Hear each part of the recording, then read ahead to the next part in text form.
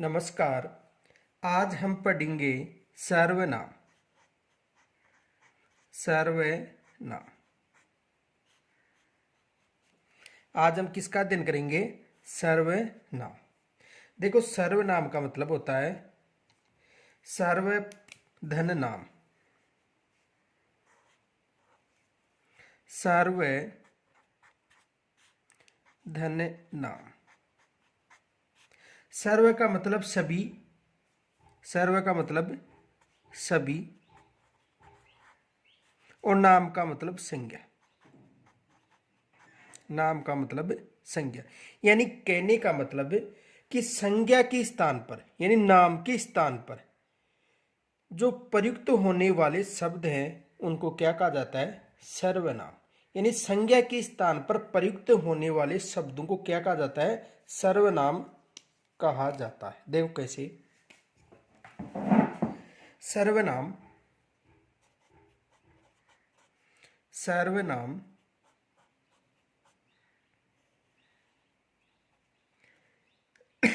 संज्ञा के स्थान पर संज्ञा के स्थान पर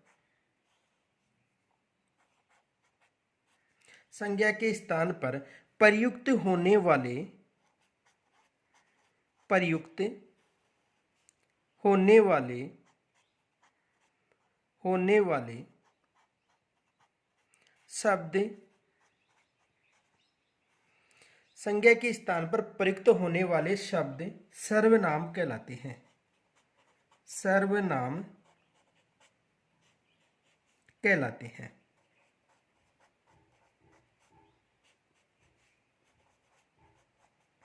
यानी संज्ञा के स्थान पर प्रयुक्त होने वाले जो शब्द हैं वो क्या कहलाते हैं? सर्वनाम कहलाते हैं। देखो, अर्थात अर्थात किसी वाक्य में किसी वाक्य में किसी वाक्य में किसी वाक्य में एक ही शब्द बार बार एक ही शब्द बार बार पुनरावृत्ति ना हो पुनरावृत्ति ना हो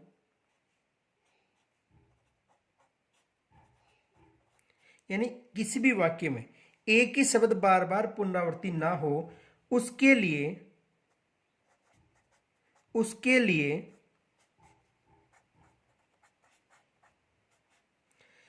संज्ञा के स्थान पर संज्ञा के स्थान पर संज्ञा के स्थान पर जिन शब्दों का प्रयोग किया जाता है प्रयोग किया जाता है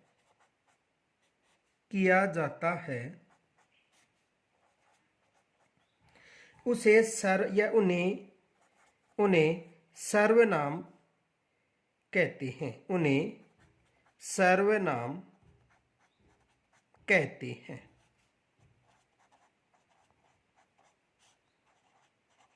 यानी कहने का मतलब है कि संज्ञा के स्थान पर जो भी शब्द प्रयुक्त होता है उसे क्या कहा जाता है? सर्वनाम कहा जाता है। जैसे देखो, उदाहरण देखो, जैसे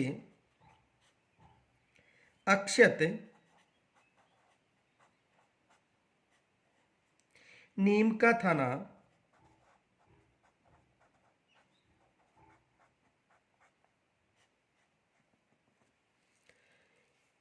रहता है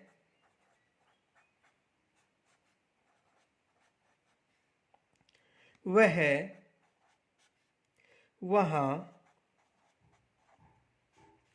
पढ़ता है।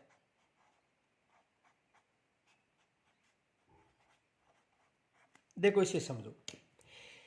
यानी जो अक्षित है वो नीम का थाना रहता है। अब देखो वह अक्षित की जगह है, यानी यहां पर अक्षित नीम का थाना रहता है, अक्षित नीम का थाना पड़ता है। ठीक है, तो अक्षित नीम का थाना पड़ता है, यानी वहां पर अक्षित की जगह कौन सा शब्द ले लिया हमने यूज में, वह है।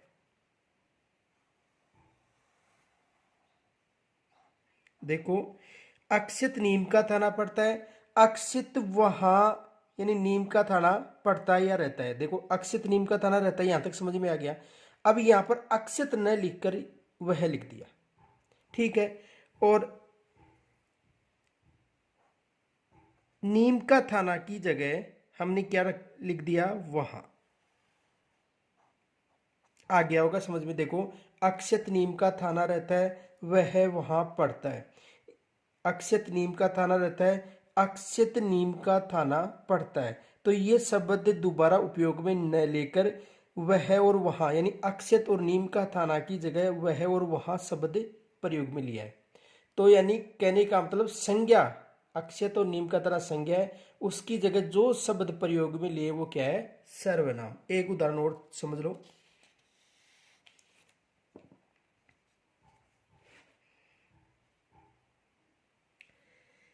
पिताजी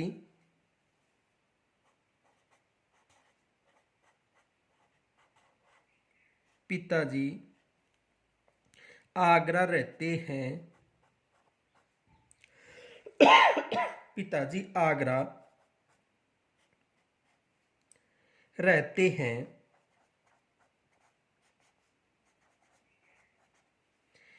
वे वहां नौकरी करते हैं। वे वहां नौकरी करते हैं। देखो इसे समझो, यानी हमने पिताजी आगरा रहते हैं, पिताजी आगरा नौकरी करते हैं। तो पिताजी की जगह हमने कौन सा शब्द उपयोग में लिया, वह है। पिताजी की जगह कौन सा शब्द उपयोग में लिया, वह है। और आगरा की जगह हमने कौन सा शब्द उपयोग में लिया, वहां। आगरा की जगह कौन सा शब्द लिया, वहां। देखो पिताजी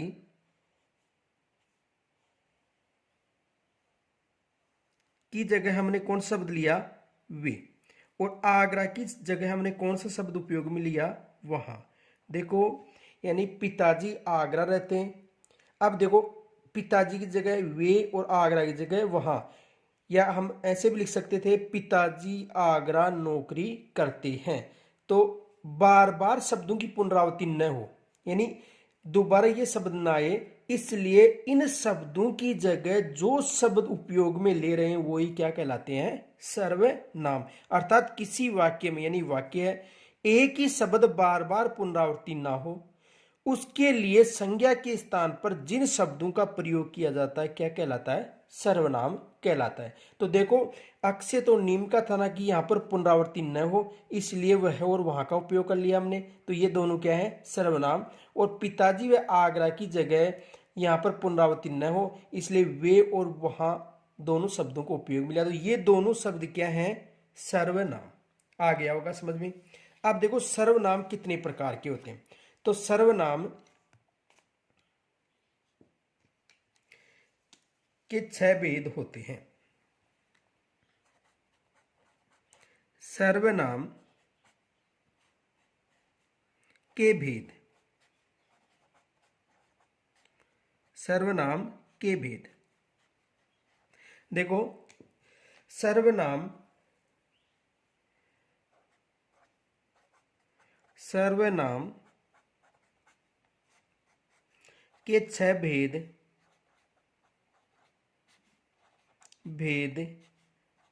होते हैं।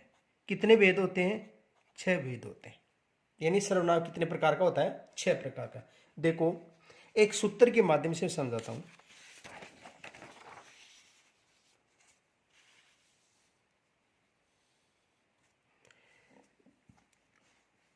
देखो अनि, पुनि, सै, प्रह, ये याद रखना। अनि पुनि स प्र। देखो ए का मतलब अनिश्चयवाचक,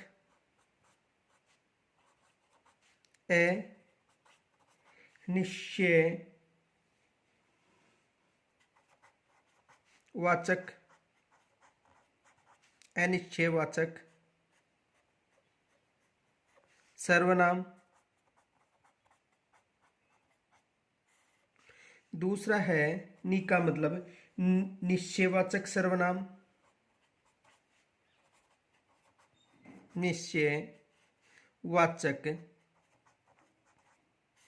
सर्वनाम। पु का मतलब पुरुषवाचक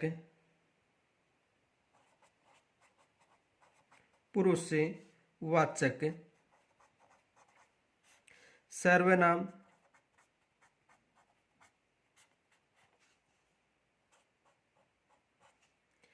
और नि का मतलब निजवाचक सर्वनाम, निजवाचक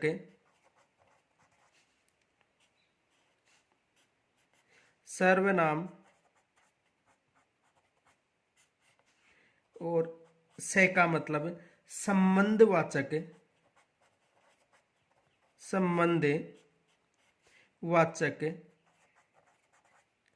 सर्वनाम। और लास्ट छठा है प्र का मतलब प्रश्नवाचक सर्वनाम, प्रश्नवाचक सर्वनाम। तो सर्वनाम कितने प्रकार के हो गए? 6 प्रकार की। अनि पुनि स प्र। ए का मतलब अनिश्चयवाचक, नि का मतलब निश्चयवाचक, पु का मतलब पुरुषवाचक, नि का मतलब निजवाचक, स का मतलब संबंधवाचक और प्र का मतलब प्रश्नवाचक। तो सर्वनाम कितने प्रकार के हो गए? 6 प्रकार के। अब देखो सर्वनाम उनकी जो संख्या है वो कितनी है। देखो नोट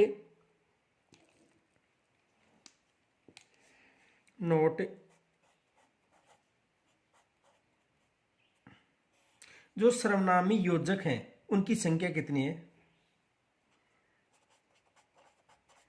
सर्वनाम की संख्या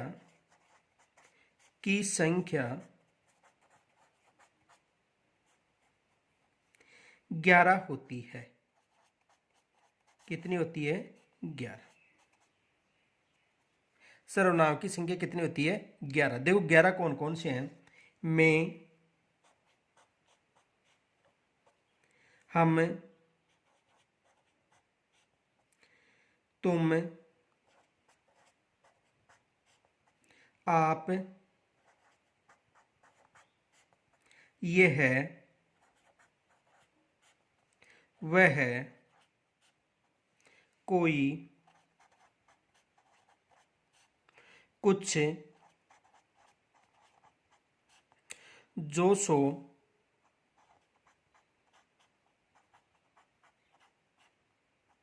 क्या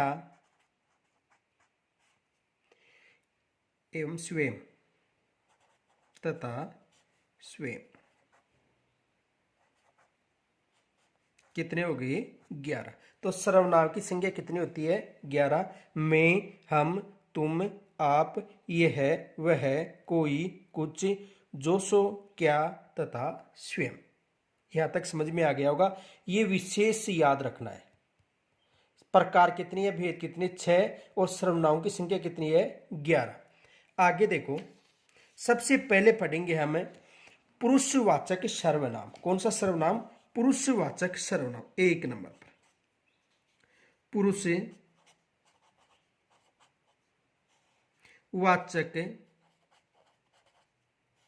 सर्वनाम। सबसे पहले किसका अध्ययन करेंगे? पुरुषवाचक सर्वनाम। देखो पुरुषवाचक सर्वनाम के 3 भेद माने गए। कितने भेद? 3 भेद माने गए। और वे सर्वनाम शब्द जिनका प्रयोग बोलने वाला वक्ता, यानी वे सर्वनाम शब्द जिनका प्रयोग बोलने वाला वक्ता, सुनने वाला श्रोता या किसी अन्य के लिए प्रयोग किया जाता है, पुरुषवाचक सर्वनाम कहलाता है। तो देखो, वे सर्वनाम शब्द, वे सर्वनाम शब्द, वे सर्वनाम शब्द जिनका प्रयोग, जिनका प्रयोग बोलने वाले वक्ता, बोलने वाले वक्ता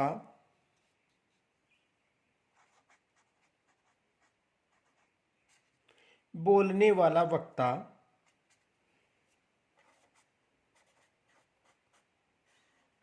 बोलने वाला वक्ता, सुनने वाला, सुनने सुनने वाले श्रोता, सुनने वाले श्रोता या किसी अन्य, या किसी अन्य के लिए, अन्य के लिए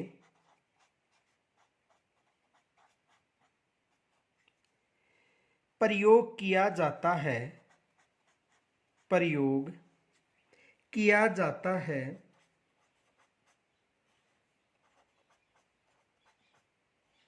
अन्य के लिए प्रयोग किया जाता है, पुरुषवाचक, वाचक सर्वनाम कहलाता है, सर्वनाम कहलाता है।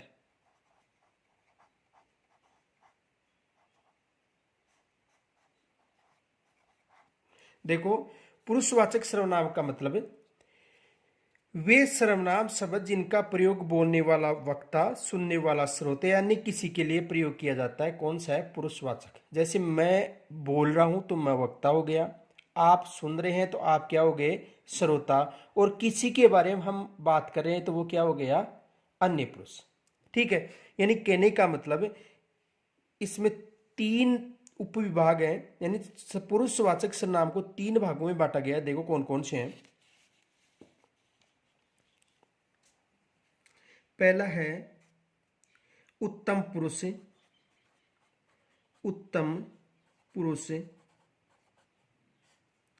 वाचक सर्वनाम।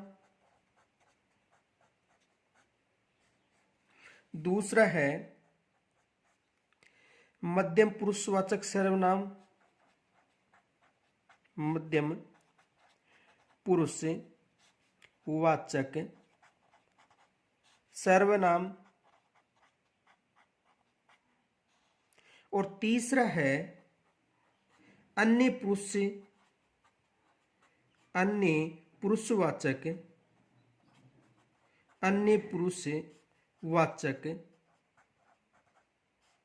सर्वनाम। अब समझो इसको, देखो, यानी मैं बोल रहा हूं तो उत्तम पुरुष हो गया यानी वक्ता हो गया, आप सुन रहे हैं तो मध्य पुरुष यानी वाचक हो गए, और किसी के लिए हम चर्चा करें तो वो किस में आ जाएगा? अन्य पुरुष में। जैसे देखो, मैं क्लास में आपको बता रहा हूं कि महात्मा गांधी अच्छे वक्ता या अच्छे नायक थे।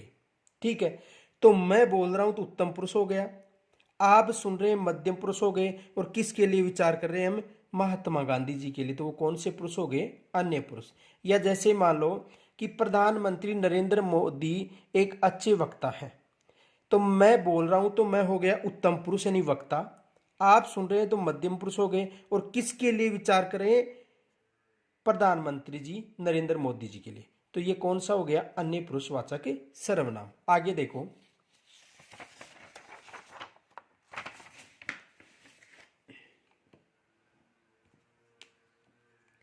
सबसे पहले पढ़ेंगे उत्तम पुरुषवाचक, उत्तम पुरुषवाचक सर्वनाम। उत्तम पुरुष वाचक सर्वनाम यानी उत्तम पुरुषवाचक सर्वनाम।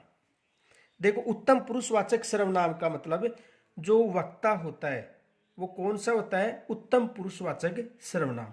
देखो वे सर्वनाम शब्द, वे सर्वनाम शब्द, वे सर्वनाम शब्द, वे सर्वनाम शब्द जिनका प्रयोग, जिनका प्रयोग,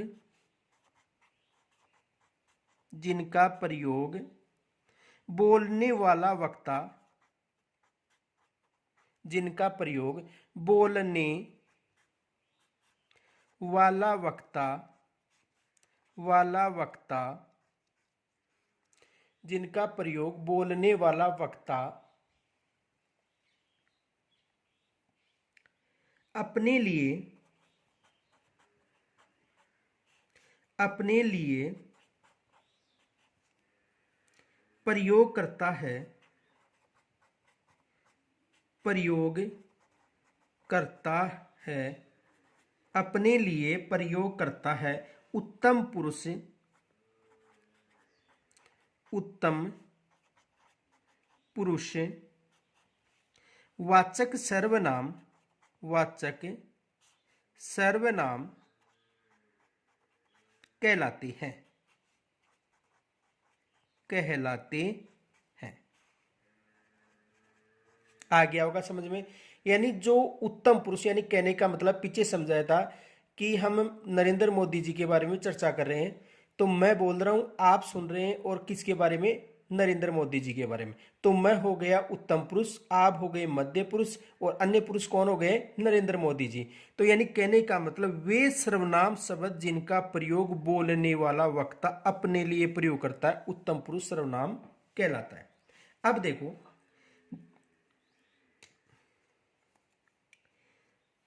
कौन कौन से योजक चिन्ह उपयोग में लिए जाते हैं। मैं,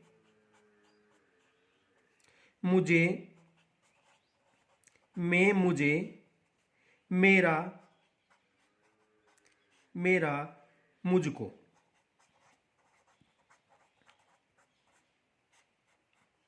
एक वचन के लिए, एक वचन के लिए, किसके लिए, एक वचन के लिए। और हम, हमें, हमारा और हमको, बहुवचन के लिए, बहुवचन के लिए। यानी मैं, मुझे, मेरा, मुझको एक वचन में उत्तम पुरुष, हम, हमें, हमारा, हमको बहुवचन में उपयोग में लिया जाता है। आगे देखो उदाहरण देखो, जैसे मैं कल जयपुर जाऊंगा, मैं कल जयपुर, जयपुर जाऊंगा।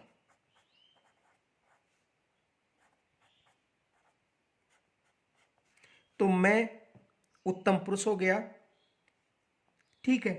आगे देखो ये किस में हो गया, उत्तम पुरुष में, एक वचन में। आगे देखो, मुझे अपनी पुस्तक पढ़नी है, मुझे अपनी, अपनी पुस्तक पढ़नी है, मुझे अपनी पुस्तक पढ़नी है, ठीक है। आगे देखो,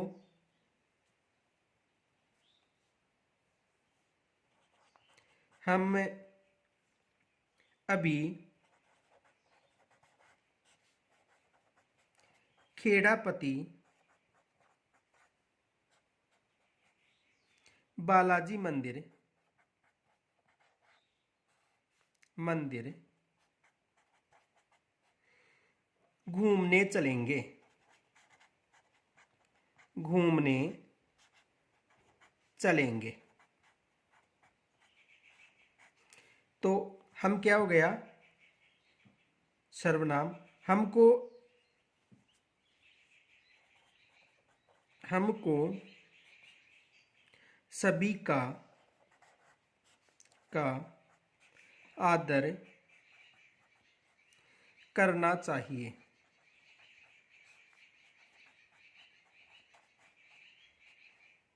आ गया होगा समझ में। तो देखो, यानी उत्तम पुरुषवाचक सर्वनाम वे सर्वनाम शब्द जिनका प्रयोग बोलने वाला वक्ता अपने लिए प्रयोग करता है, उत्तम पुरुषवाचक सर्वनाम कहलाता है।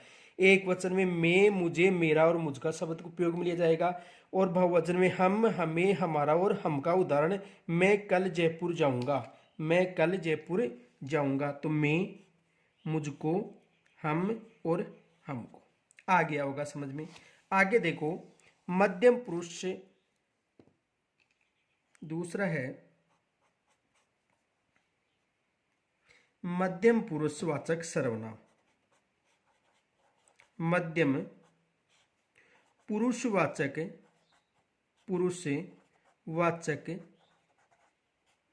सर्वनाम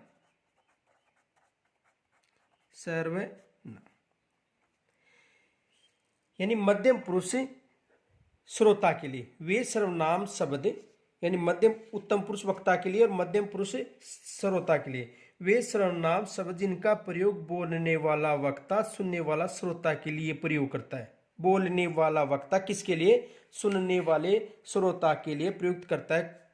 क्या कहलाते हैं? मध्यम पुरुषवाचक सर्वनाम। देखो,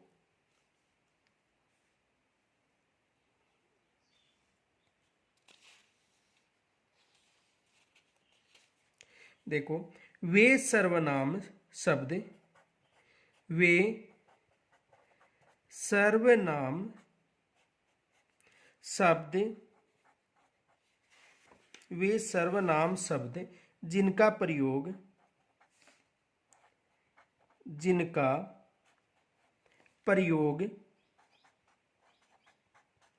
जिनका प्रयोग बोलने वाला वक्ता, बोलने वाला वक्ता, बोलने वाला वक्ता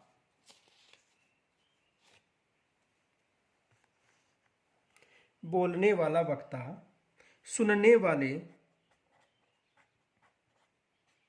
सुनने वाले श्रोता,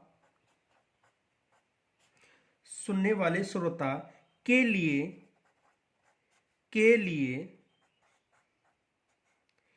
प्रयोग करता है, प्रयोग करता है,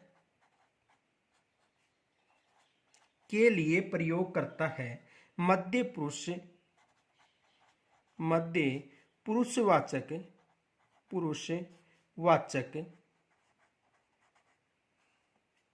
सर्वनाम कहलाता है। सर्वनाम कहलाता है।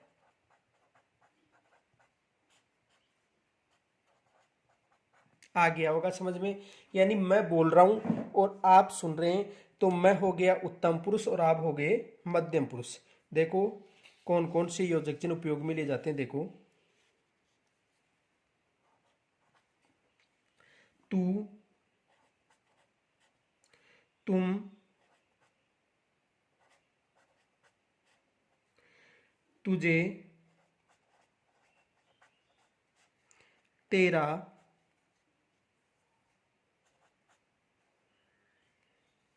तुझको।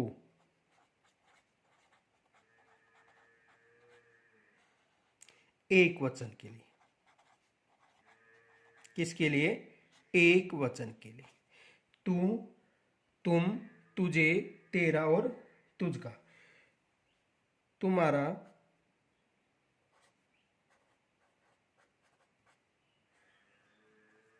आप,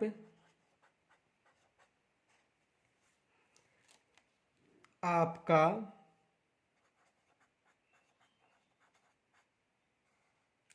आपकी,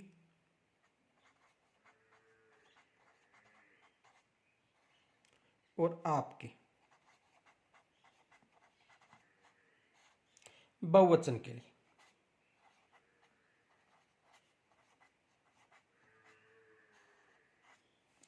देखो ये आप योजक चिन्ह है वो दो तीन जगह आएगा जो बाद में आपको अच्छी तरह समझा दूंगा उदाहरण लिखा कर, ये विशेष याद रखना। तो वे सर्वनाम शब्द जिनका प्रयोग बोलने वाला वक्ता सुनने वाला श्रोता के लिए प्रयोग करता मध्य पुरुष सर्वनाम कहलाता है। एक वचन में तू तुम तुझे तेरा तुझको और बहुवचन में तुम्हारा आप आपका आपकी और आपके के लिए प्रयोग होता है। देखो उदाहरण,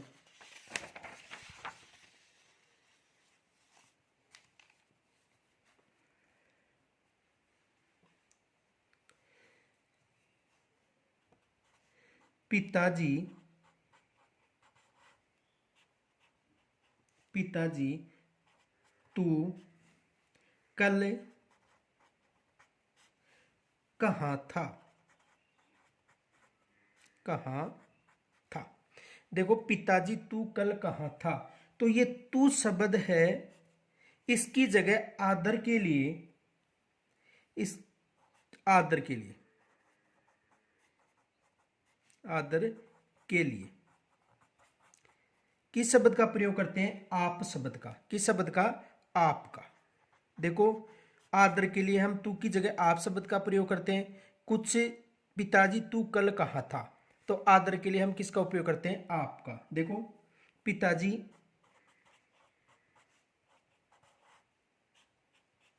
आप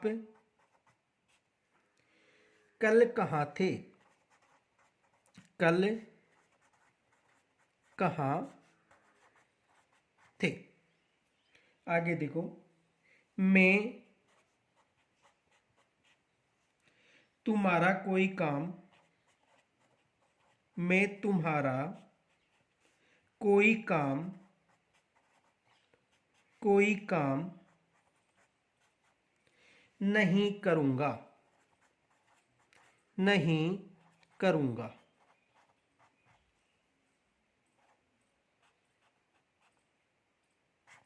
मैं तुम्हारा कोई काम नहीं करूँगा, तो तुम्हारा क्या है, सर्वनाम। और कौन सा सर्वनाम, मध्य पुरुषवाचक सर्वनाम। बाहर कोई आपका इंतजार, बाहर कोई आपका, कोई आपका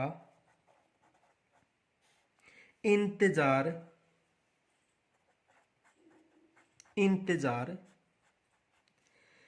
कर रहा है, कर रहा है।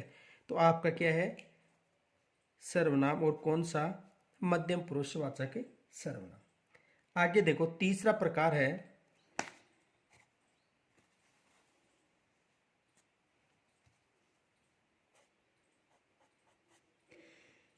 अन्य पुरुषवाचक सर्वनाम। अन्य पुरुषवाचक सर्वनाम, अन्य पुरुषवाचक सर्वनाम। देखो वे सर्वनाम शब्द जिनका प्रयोग बोलने वाला वक्ता सुनने वाला श्रोता किसी अन्य व्यक्ति के लिए प्रयोग करता है, वो क्या कहलाता है, अन्य पुरुषवाचक सर्वनाम। देखो वे सर्वनाम शब्द, वे सर्वनाम शब्द, वे सर्वनाम शब्द जिनका प्रयोग, जिनका प्रयोग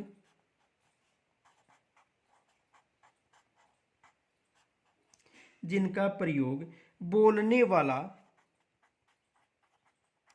बोलने वाला वक्ता, बोलने वाला वक्ता और सुनने वाला, और सुनने वाला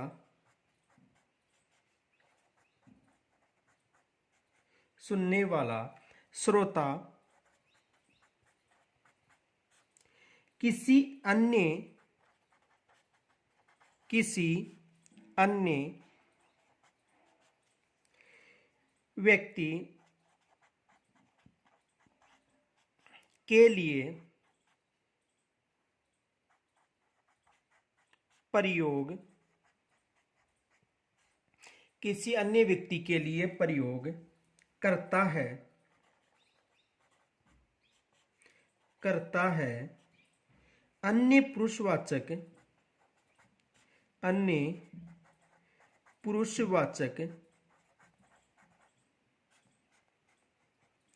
सर्वनाम कहलाता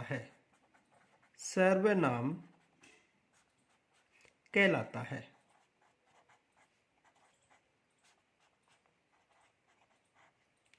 देखो सुनो, यानी प्रधानमंत्री नरेंद्र मोदी एक अच्छे राजनीतिज्ञ हैं। मैंने बोला तो मैं उत्तम पुरुष हो गया, आपने सुना तो आप मध्य पुरुष हो गए। और किसके लिए बात करें? प्रधानमंत्री जी के बारे में, तो वो कौन से पुरुष हो गए? अन्य पुरुषवाचक सर्वनाम। अब देखो,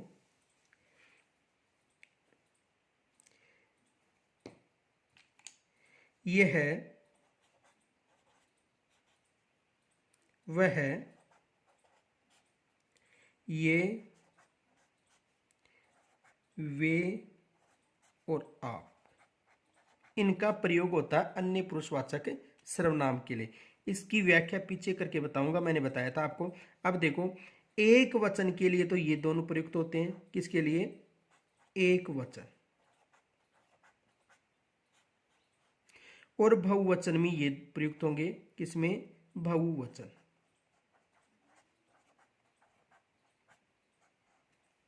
देखो उदाहरण देखो,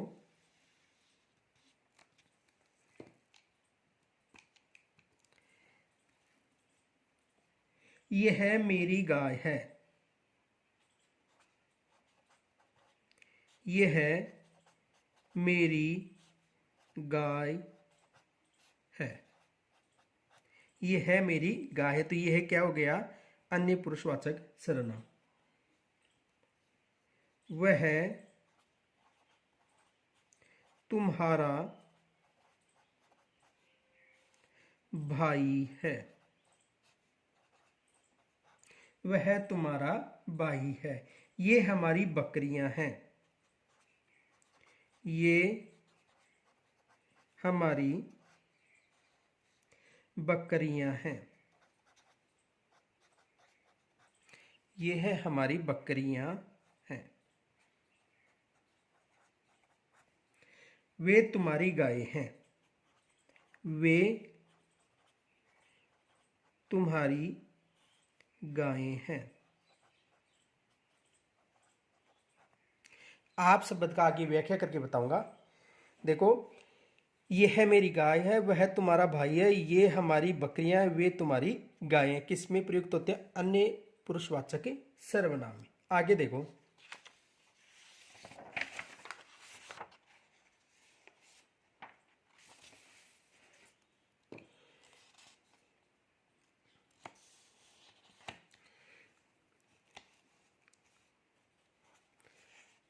महात्मा गांधी, महात्मा गांधी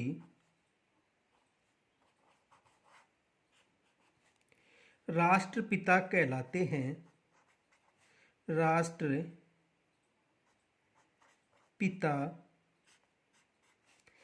कहलाते हैं।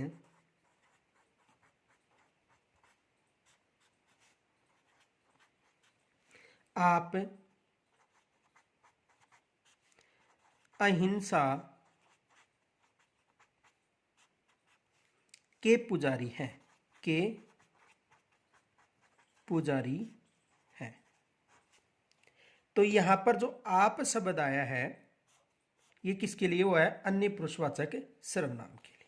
अब देखो, दूसरा पढ़ेंगे प्रकार, पुरुषवाचक के बाद में निश्चयवाचक सर्वनाम। दूसरा कौन सा है?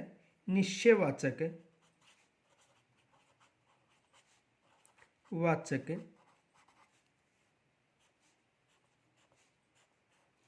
सर्वनाम।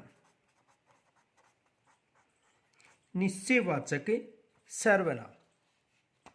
देखो, यानी वे सर्वनाम शब्द जिनका प्रयोग किसी निश्चित वस्तु के लिए किया जाता है, यानी कोई निश्चित वस्तु के लिए जिन सर्वनाम शब्दों का प्रयोग किया जाता है, वो कौन से कहलाते हैं? निश्चयवाचक सर्वनाम। देखो, वे सर्वनाम शब्द, सर्वनाम शब्द, वे सर्वनाम शब्द जिनका प्रयोग, जिनका प्रयोग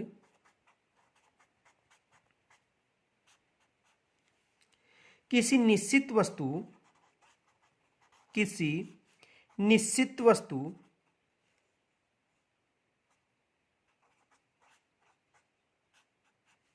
वस्तु किसी निश्चित वस्तु के लिए, के लिए किया जाता है, किया जाता है। निश्चयवाचक सर्वनाम, निश्चयवाचक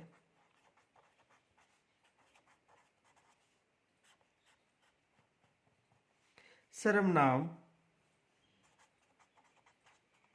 कहलाता है।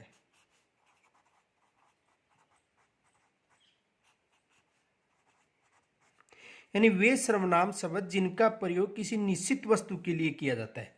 कौन सा सर्वनाम कहलाता है? निश्चयवाचक सर्वनाम कहलाता है। देखो जैसे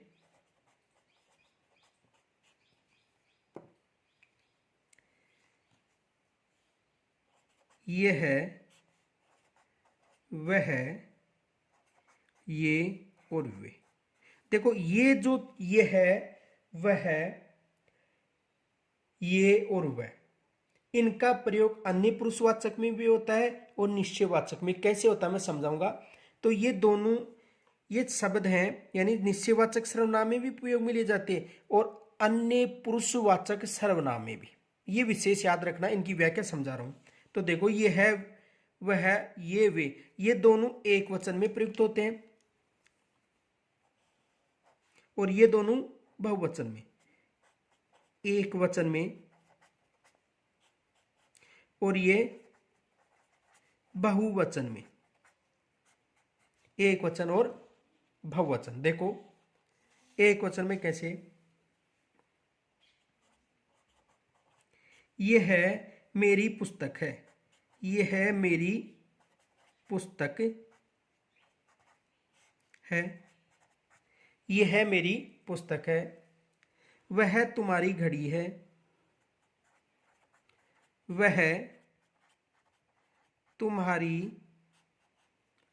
घड़ी है, वह तुम्हारी घड़ी है। ये हमारी कुर्सियां हैं, ये हमारी कुर्सियां हैं।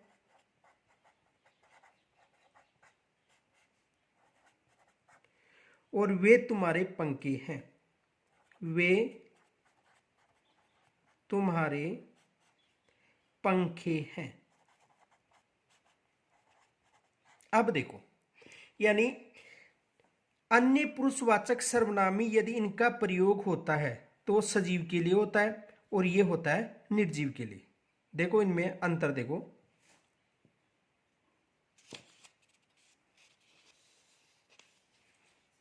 नोट, अन्य पुरुषवाचक, अन्य पुरुषवाचक वाचक सर्वनाम, सर्वनाम और निश्चयवाचक, निश्चयवाचक सर्वनाम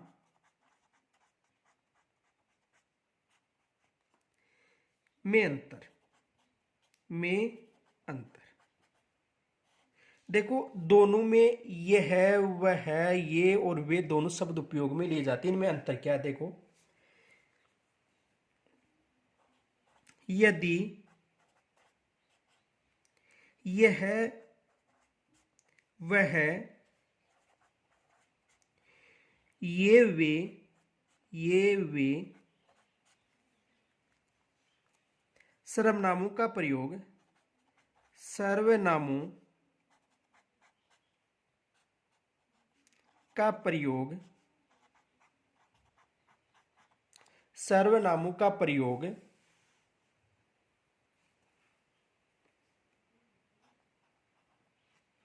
किसी व्यक्ति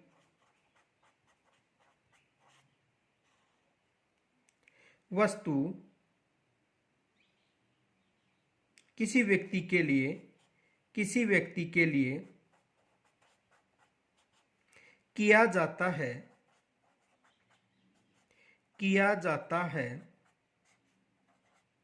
किसी व्यक्ति के लिए किया जाता है तो वहाँ अन्य पुरुषवाचक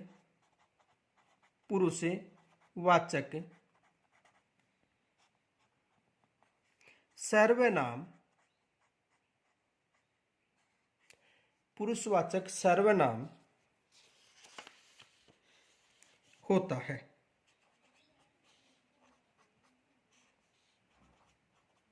कौन सा सर्वनाम होता है?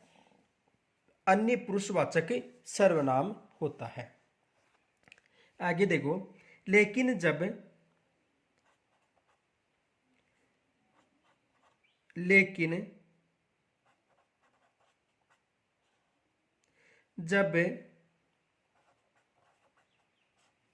इन्हीं सर्वनामों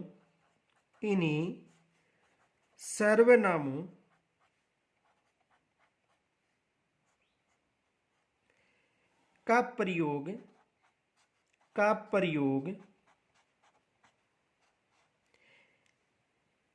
किसी वस्तु के स्थान पर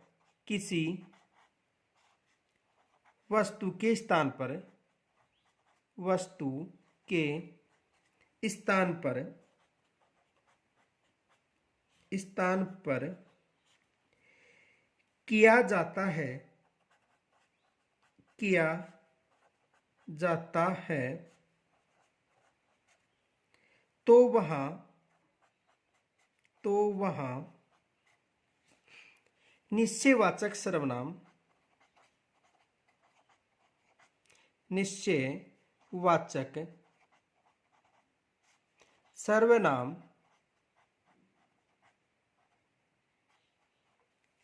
होता है।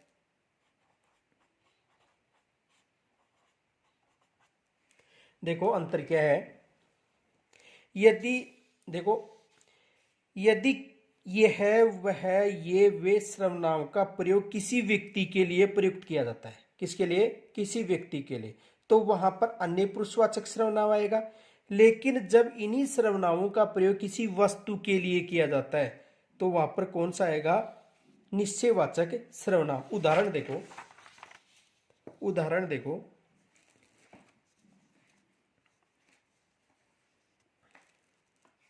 विशेष। देखो 1 नंबर पर, यह मेरी घड़ी है। अब देखो, यह सर्वनाम वस्तु के लिए है। घड़ी क्या है? एक वस्तु है। तो इसमें कौन सा सर्वनाम होगा? निश्चयवाचक सर्वनाम।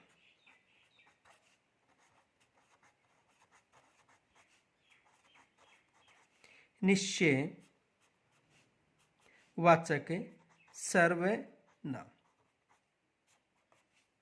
आगे देखो,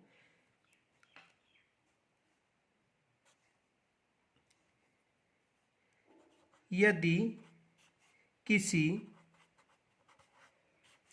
वस्तु के स्थान पर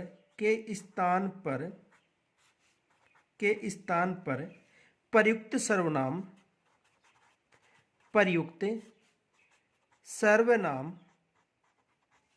निश्चयवाचक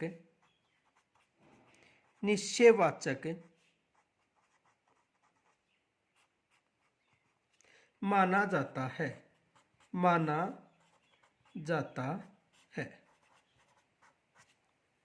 आगे देखो,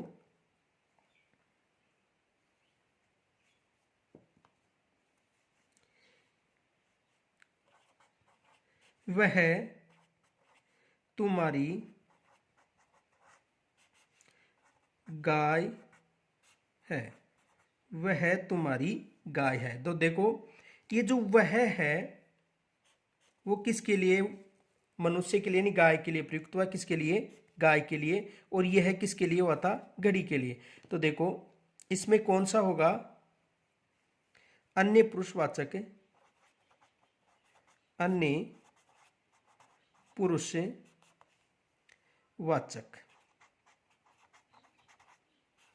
इसमें कौन सा सर्वनाम होगा, अन्य पुरुषवाचक सर्वनाम। देखो समझो, यदि किसी सजीव प्राणी के स्थान पर, किसी सजीव प्राणी के स्थान पर, यदि किसी सजीव प्राणी के स्थान पर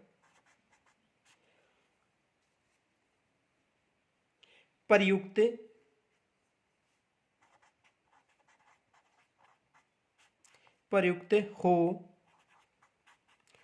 तो अन्य पुरुषवाचक सर्वनाम होगा। तो अन्य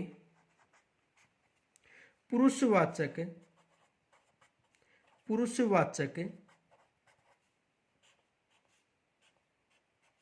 सर्वनाम होगा। आ गया होगा समझ में। यानी किसी वस्तु के लिए अगर प्रयुक्त होता है, किसके लिए, किसी वस्तु के लिए प्रयुक्त होता है तो वो कौन सा आएगा, निश्चयवाचक। और किसी सजीव के लिए प्रयुक्त होता है तो कौन सा आएगा, अन्य पुरुषवाचक सर्वनाम। आगे देखो,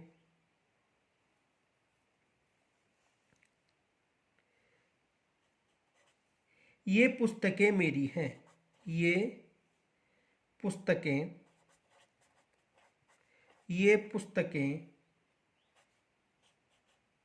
मेरी हैं। यहां पर क्या होगा, सार्वनामिक विशेषण।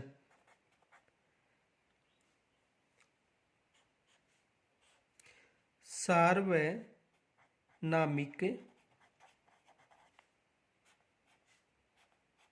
विशेषण। कौन सा विशेषण, सार्वनामिक विशेषण। देखो इसकी व्याख्या समझो एक बार, दो उदाहरण लिखा देता हूं, बाद में समझाऊं। ये बकरियां तुम्हारी हैं। ये बकरियां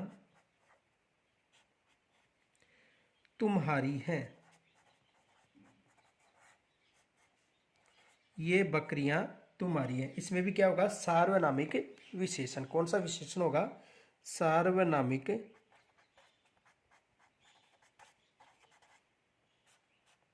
विशेषण। कौन सा विशेषण, सार्वनामिक विशेषण। देखो सार्वनामिक विशेषण क्यों होगा, देखो संज्ञा से पहले अगर सर्वनाम हो, ये संज्ञा है,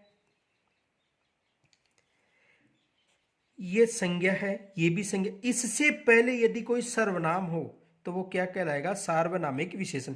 देखो ये पुस्तकें मेरी हैं, तो पुस्तक क्या है, संज्ञा है। और कौन सी संज्ञा है, जातिवाचक। ठीक है, तो संज्ञा से पहले अगर कोई सार्वनामिक शब्द हो तो वे क्या कहलाएगा, सार्वनामिक विशेषण।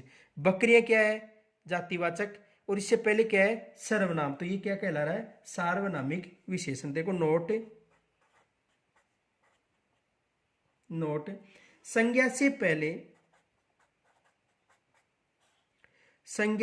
पहले, ये संज्ञा हो गई, पहले सर्वनाम हो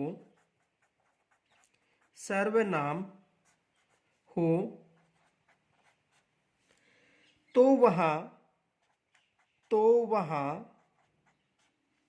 सार्वनामिक